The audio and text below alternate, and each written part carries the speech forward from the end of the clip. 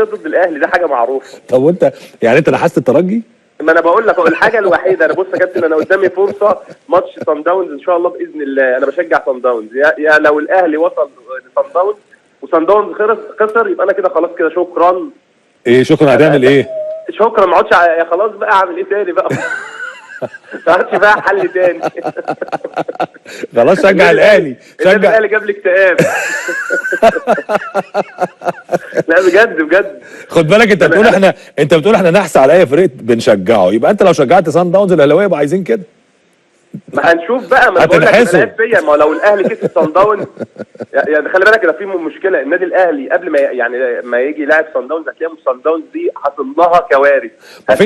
مبدئيا في اتنين اتطردوا مش هيلعبوا الماتش الاولاني. مبدئيا مش هيلعبوا الماتش الاولاني خلاص. اكيد هتلاقي في اصابات، الماتش الجاي هتلاقي في طرد تاني، هتلاقي في حاجات غريبه. النادي الاهلي بيجي يلعب اي فرقه مش عارف بيحصل ايه. خد بالك والاثنين تقال، يعني مايما ده والندي ده الاثنين تقال في صن داونز. ما انا بقول لك فرقه غريبه. ده انا معايا يا شوقي السعيد لسه عايش. طب يا ابني لو انت على خروف وذبحته وفي النهايه استريحت من الجيم طلع بتشجع صن داونز، مش لوحدك، كل جمهور الزمالك كده نحسهم عشان ناخد البطوله. شيكابالا من سنتين واتهاجمت بسبب القصه دي. من سنتين. من سنتين بالظبط. بس انت كنت غلطان من سنتين. لا ليه؟ ما هو السنه اللي فاتت شيكابالا كان مؤثر جدا مع فيريرا. فين ده؟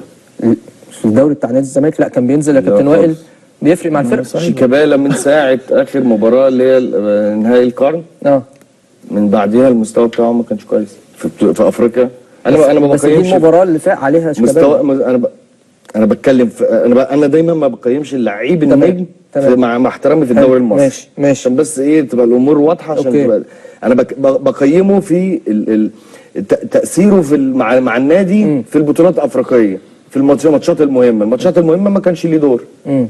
وقلت كتير جدا، قلت ان هو كفايه. على فكره دي مش تقليل، ما كلنا بطلنا. يعني لما اتكلمت يعني على فكره خد بالك انا شيكابالا بحبه.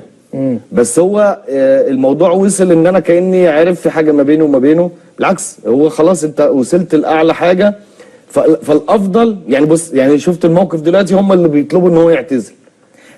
مش عايز اجمع اقول ناس كتير بتطلب بعض الاصوات القليله داخل الزمالك. انت حتى لو سبته سنه ايه اللي هيحصل؟ لا انا قلت وجهه نظري في الانترو، قلت لو تم توظيف شيكابالا بالشكل المظبوط اللي كان بيشتغل بيه فيريرا هيستفاد نادي الزمالك من شيكابالا. احسن توظيف لشيكابالا ده في جمعيه الوفاء والامل، يمسك بقى قسم المعاشات. بس اوعى يقع منك.